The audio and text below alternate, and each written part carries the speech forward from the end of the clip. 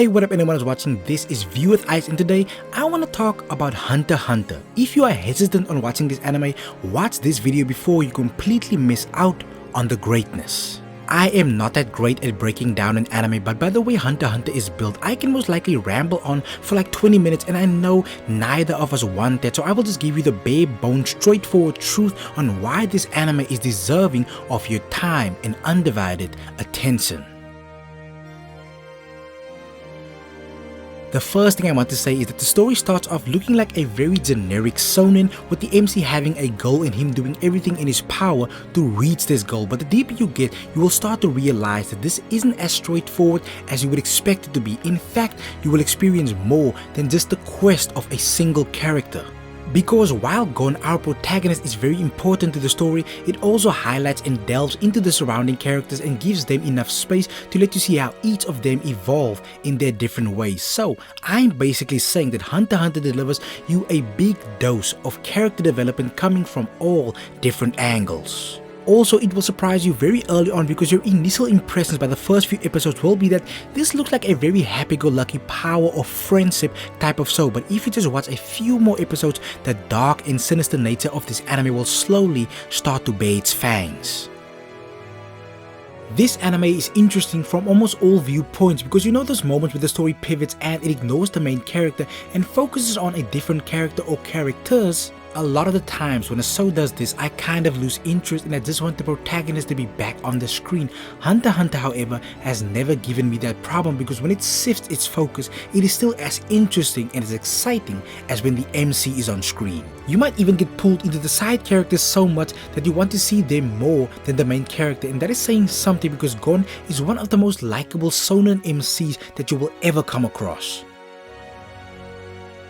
There are multiple different things that sets Hunter x Hunter apart from its anime rivals, but one of the things that stands out the most is for sure its power system. Since I want this video to be as short as possible, I will not go too deeply into the power system because it can be quite intricate, which is one of the reasons why it is so cool, but it is gonna take a while to break down, so I will just keep the explanation to a minimum.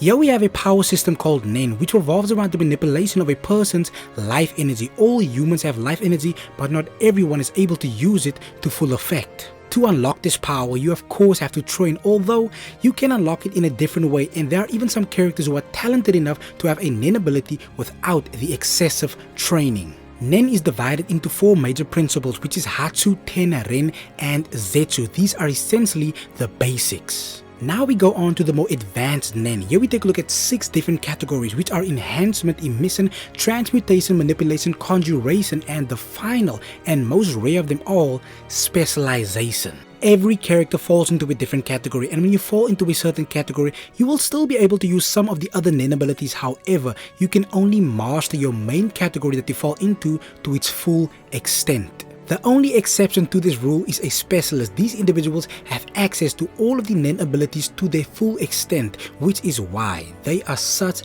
a rare breed. This is the most simplified way I could find by explaining this beautiful power system. And another thing that makes Nen so fun is that almost every person has a different ability or uses their power in a different and unique way, which makes the fights very interesting. 148, that is the number of episodes, people. This show has 148 episodes. I know a lot of people who are new to anime tend to be scared when something has more than 24 episodes, but 148 is more than reasonable when you compare it to its competition. I do, however, want to say that this is an incomplete anime, but it covers basically enough to settle on a decent ending point. You will without question crave more at the end of the journey, but if you have come that far, you will be happy that you were just a part of what I like to call an incomplete masterpiece. Fights are very important in anime, so if you are concerned about not getting good fights, you really don't have to be, because this show delivers some pretty decent and, to what I like to call, Lord level fights. You are of course not gonna see anything ridiculously epic like in a solo leveling or a Demon Slayer, but it sure has some memorable fights, and I will take a memorable fight over an over the top flashy fight any day of the week. One of my favorite similarities that Hunter x Hunter shares with Naruto is the majority of the fight revolves around strategy. This is of course up to a certain point, because when someone has a ridiculous amount of nen, chances get smaller to win, but even if your opponent is stronger, a character can still finesse his way into winning a fight, and I love that. I like the idea that your opponent can be more powerful, but if you are able to outthink and outmaneuver him, you can get the W. Those are the types of battles that you will see in Hunter x Hunter, and as I said, the power system here is very unique, and with that comes a whole range of unorthodox power, so you have to be very careful on how you approach your opponent, and those elements of the unknown makes everything so much more intriguing and entertaining. Well, as I said, I'm gonna keep this video short, but this is an S-class anime to watch. I really cannot find anything too bad to say about this, so the only slightly negative thing I can say is that it has the same opening theme for like 148 episodes, but that's basically nothing. If the only thing someone can even slightly criticize about a show is a repetitive opening theme, then you must know it easily falls into the greatness category. Well, the only real problem we have is the continuation of the show, because apparently there is so much more we can or could have experienced, but for what it delivered, it has my biggest respects. This is View with Ice, thanks for watching, and please subscribe, and I try to upload at least once a week. Lego.